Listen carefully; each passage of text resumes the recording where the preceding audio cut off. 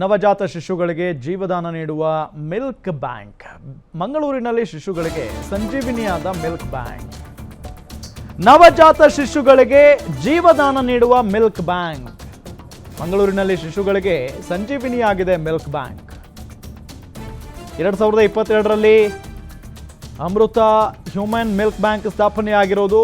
Free matured ಮಕ್ಕಳಿಗೆ ಹಾಲುಣಿಸುವ milk bank ಇದು. NICUನಲ್ಲಿದ್ದ ಶಿಶುಗಳಿಗೆ ಮಿಲ್ಕ್ ಬ್ಯಾಂಕ್ ವರದಾನ. ಮಿಲ್ಕ್ ಬ್ಯಾಂಕ್ ನೆರವಿನಿಂದ ಮರಣ ಪ್ರಮಾಣ ಭಾಗಶಃ ಇಳಿಕೆಯಾಗಿದೆ. ಅವಧಿ ಪೂರ್ವ ಶಿಶುಗಳ ಮರಣ ಪ್ರಮಾಣ 32% ಇಳಿಕೆಯಾಗಿದೆ. ನವಜಾತ ಶಿಶುಗಳಿಗೆ ಜೀವದಾನ ನೀಡುವ ಮಿಲ್ಕ್ ಬ್ಯಾಂಕ್ ಮಂಗಳೂರಿನಲ್ಲಿ ಶಿಶುಗಳಿಗೆ ಸಂಜೀವಿನಿಯಾಗಿದೆ. ಇದು ಮಿಲ್ಕ್ ಬ್ಯಾಂಕ್ 2022ರಲ್ಲಿ ಸ್ಥಾಪನೆಯಾಗಿರೋದು. ನವಜಾತ ಶಿಶುಗಳಿಗೆ ಜೀವದಾನವನ್ನು ನೀಡುತ್ತೆ ಈ ಮಿಲ್ಕ್ ಬ್ಯಾಂಕ್. 2022ರಲ್ಲಿ ಸ್ಥಾಪನೆಯಾಗಿರೋದು. ನಾವು ಹ್ಯೂಮನ್ ಮಿಲ್ಕ್ ಬ್ಯಾಂಕ್, ನೀವು ಬ್ಯಾಂಕ್ ಅಂದ ತಕ್ಷಣ ಅನ್ಕೋಬೋದು this is similar to blood bank. ಈಗ ಬ್ಲಡ್ ಬ್ಯಾಂಕಲ್ಲಿ ಇಷ್ಟ ಇದ್ದವರೆಲ್ಲ ಬಂದು ಡೊನೇಟ್ ಮಾಡಿ ಆ ಬ್ಲಡ್ಡನ್ನು 4 ಕಂಪೋನೆಂಟ್ಸಲ್ಲಿ ಡಿವೈಡ್ ಮಾಡಿ ಮತ್ತೆ ಬೇಕಾಗಿರೋ ಪೇಷಂಟ್ಸಿಗೆಲ್ಲ ಕೊಟ್ಟು ಎಷ್ಟೋ ಜೀವಗಳನ್ನು ಉಳಿಸ್ತೇವೆ. ಸೇಮ್ ಥಿಂಗ್ ನಮ್ಮ ICU ಅಲ್ಲಿ ಬೇಕಾಗುವ ಹಾಗೆ ಮಾಡಿದ್ದು ಹ್ಯೂಮನ್ ಮಿಲ್ಕ್ ಬ್ಯಾಂಕ್. ಈ ಕನ್ಸೆಪ್ಟ್ ಬಂದಿದ್ದು ಸುಮಾರು 10 ವರ್ಷದ ಹಿಂದೆ. ನಮ್ಮ Lady Goschen milk bank start ಆಗಿದ್ದು 2022 ಅಲ್ಲಿ. ಸೊ ಲಾಸ್ಟ್ 3 ಇಯರ್ಸಿಂದ we are running this milk bank and around 550 litres of milk we have collected. So ಈ ಹ್ಯೂಮನ್ ಮಿಲ್ಕ್ ಬ್ಯಾಂಕ್ ಹೇಗೆ ವರ್ಕ್ ಆಗ್ತದೆ, ಈಗ ಇಲ್ಲಿ ಸುಮಾರು ಪರ್ ಮಂತ್ ಅರೌಂಡ್ 500 ಡೆಲಿವರೀಸ್ ಇದೆ. ಸೊ 500 ಡೆಲಿವರೀಸ್ ಆಗುವಾಗ ಇಷ್ಟ ಇರೋ ಮಹಿಳೆಯರೆಲ್ಲ ಬಂದು ಈ ಮಿಲ್ಕ್ ಬ್ಯಾಂಕಲ್ಲಿ ಮಿಲ್ಕ್ ಡೊನೇಟ್ ಮಾಡಿ ಹೋಗಿರ್ತಾರೆ. ಸೊ ತಾಯಿ ಬಂದ ತಕ್ಷಣ there are electric breast pumps. ಅದನ್ನು ನಾವು ತಾಯಿಯ ಸ್ತನಕ್ಕೆ ಎದೆಗೆ ಹಾಕಿದ ನಂತರ ಅದರಲ್ಲಿ ಪಂಪ್ ಆಗ್ತದೆ.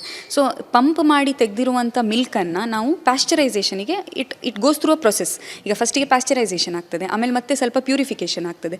ಪ್ಯೂರಿಫಿಕೇಷನ್ ಆದ ನಂತರ ನಾವು ಕಲ್ಚರಿಗೆ ಅಂತ ಕಳಿಸ್ತೇವೆ. ಈ ಕಲ್ಚರಲ್ಲೆಲ್ಲ ನೆಗೆಟಿವ್ ಬಂದ ತಕ್ಷಣ it is a proof for us that milk sterile ಉಂಟು, ಏನು ಆರ್ಗ್ಯಾನಿಸಮ್ಸ್ ಆಗಲಿ ಕ್ರಿಮಿಗಳಾಗಲಿ ಇಲ್ಲ ಅಂತ, ಸ್ಟೋರೇಜ್ ಎಲ್ಲ ಕರೆಕ್ಟ್ ಉಂಟು ಅಂತ ಲೆಕ್ಕ. ಸೊ ಈ ಸ್ಟೆರೈಲ್ ಆಗಿ ಬಂದಿರೋ ಮಿಲ್ಕನ್ನು ನಾವು ನೆಕ್ಸ್ಟ್ ಯೂಸೇಜಿಗೆ ಯೂಸ್ ಮಾಡ್ತೇವೆ.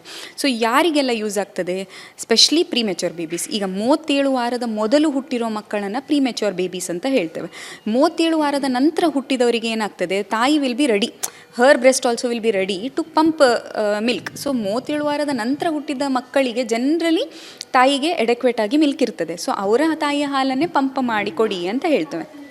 ಈಗ ಬೇಗ ಹುಟ್ಟಿರೋ ಮಕ್ಕಳಲ್ಲಿ ಏನಾಗ್ತದೆ, ಅವರ ತಾಯಿಯಂದ್ರಿಗೆ ಹಾಲು ಉತ್ಪತ್ತಿ ಆಗೋದು ಶುರುನೇ ಆಗಿರೋದಿಲ್ಲ ಇನ್ನು. ಸೊ ಆವಾಗ ನಾವು ಮಿಲ್ಕ್ ಬ್ಯಾಂಕಿಂದ ಮಿಲ್ಕನ್ನು ತೆಗೆದು ಕೊಡ್ತೇವೆ. ಸೊ ನಾವು ಸ್ಟಾರ್ಟ್ ಮಾಡೋದೇ very slow. So 2 ml second hourly ಹೀಗೆ ಸ್ಟಾರ್ಟ್ ಮಾಡಿ V increase faster based on babies response. ಈಗ ಬೇಬಿ ಚಂದ ರೆಸ್ಪಾನ್ಸ್ ಎಲ್ಲ ಕೊಟ್ಟರೆ ಟಾಲರೇಟ್ ಮಾಡ್ತಾ ಇದ್ದರೆ ನಾವು ಬೇಗ ಇನ್ಕ್ರೀಸ್ ಮಾಡಿ ಅರೌಂಡ್ 10-15 ml ಮ್ಯಾಕ್ಸಿಮಮ್ ಫೀಡ್ಸ್ ಆಗ್ತದೆ.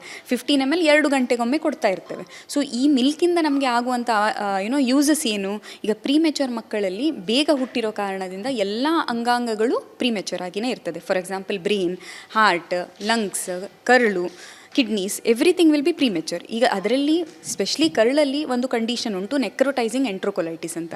ಸೊ ಇದು ಕಾಮನ್ ಆಗಿ ಆಗೋದು ಇನ್ಫೆಕ್ಷನ್ ಅಥವಾ ಇನ್ಫ್ಲಮೇಷನ್, ಅಂದರೆ ಪ್ರೀಮೆಚೂರ್ ಆಗಿ ಹುಟ್ಟಿರೋ ಕಾರಣದಿಂದನೇ NEC ಆಗೋ ಕಂಡೀಷನ್ ಉಂಟು. ಸೊ ಈ NECಯಲ್ಲಿ ಏನಾಗ್ತದೆ, ಕರಳಲ್ಲಿ ಸ್ವಲ್ಪ ಕೊಳೆತ ಸ್ಟಾರ್ಟ್ ಆಗ್ತದೆ. ಈ ಕೊಳೆತ ಸ್ಟಾರ್ಟ್ ಆದ ತಕ್ಷಣ ಇನ್ಫೆಕ್ಷನ್ ಆಗೋ ರಿಸ್ಕ್ ಜಾಸ್ತಿ, ಮತ್ತು ಅದರಿಂದ ಬ್ಲಡ್ ಪ್ರೆಷರ್ಸ್ ಎಲ್ಲ ಡ್ರಾಪ್ ಆಗಿ ಹಾರ್ಟ್ ಪಂಪಿಂಗಲ್ಲಿ ತೊಂದರೆ ಆಗಿ ಮತ್ತೆ ವೆಂಟಿಲೇಟರ್ ಎಲ್ಲ ಹೋಗಿ ಸೊ ಬೇಸಿಕ್ಲಿ ಹೈಯರ್ ಕೇರಿಗೆ ಶಿಫ್ಟ್ ಆಗ್ತದೆ ಮಗುವಿಗೆ.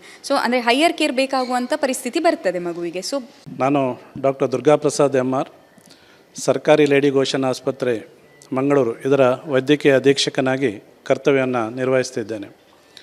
ಭಾಳ ಹೆಮ್ಮೆಯ ವಿಚಾರ ಅಂತ ಹೇಳಿದರೆ, ಸರ್ಕಾರಿ ಸ್ವಾಮ್ಯದ ಸರ್ಕಾರಿ ಲೇಡಿ ಗೋಷನ್ ಆಸ್ಪತ್ರೆ ಇವತ್ತು ದಕ್ಷಿಣ ಕನ್ನಡದ ಮಂಗಳೂರಿನಲ್ಲಿ ಅದರ ಕೇಂದ್ರ ಸ್ಥಾನವನ್ನು ಹೊಂದಿದ್ದರೂ ಕೂಡ ಸುಮಾರು 12 ಜಿಲ್ಲೆಗಳ ಫಲಾನುಭವಿಗಳು ಇವತ್ತು ಇದರ ಸೇವೆಯನ್ನು ಪಡಿತಾ ಇದ್ದಾರೆ.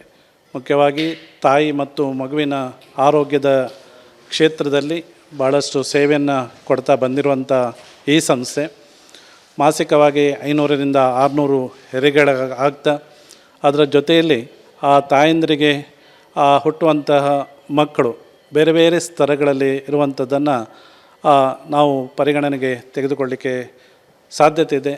ನಾನು ಏನು ಹೇಳಲಿಕ್ಕೆ ಇಷ್ಟಪಡ್ತೀನಿ ಅಂತ ಹೇಳಿದರೆ, ಹುಟ್ಟುವಂಥ ಮಕ್ಕಳಲ್ಲಿ ಅನೇಕ ನ್ಯೂನ್ಯತೆಗಳು ಇದ್ದು, ಉದಾಹರಣೆಗೆ ಅಪರಿಪಕ್ವತೆ ಅಥವಾ ಕನಿಷ್ಠ ಮಟ್ಟದ ತೂಕ ಆ ಮೂಲಕ ಅಂಗಾಂಗಗಳ ಬೆಳವಣಿಗೆ ಆಗದಿರುವಂಥದ್ದು, ಅಂಗಾಂಗಗಳ ಬೆಳವಣಿಗೆಯಲ್ಲಿ ನ್ಯೂನತೆಗಳು ಇರುವಂಥದ್ದು, ಹೀಗೆ ಉಸಿರಾಟದ ತೊಂದರೆಗಳು, ಹೀಗೆ ಭಾಳಷ್ಟು ಕಾರಣಗಳಿಂದಾಗಿ ಆ ಮಗುವನ್ನು ನವಜಾತ ಶಿಶು ತೀವ್ರ ನಿಗಾ ಘಟಕಕ್ಕೆ ನಾವು ಸೇರಿಸ್ಕೊಳ್ಬೇಕಾಗತ್ತೆ.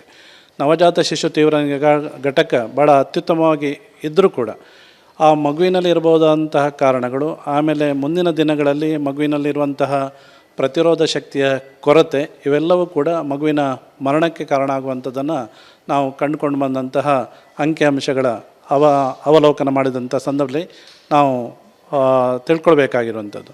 ಇದೆಲ್ಲವನ್ನು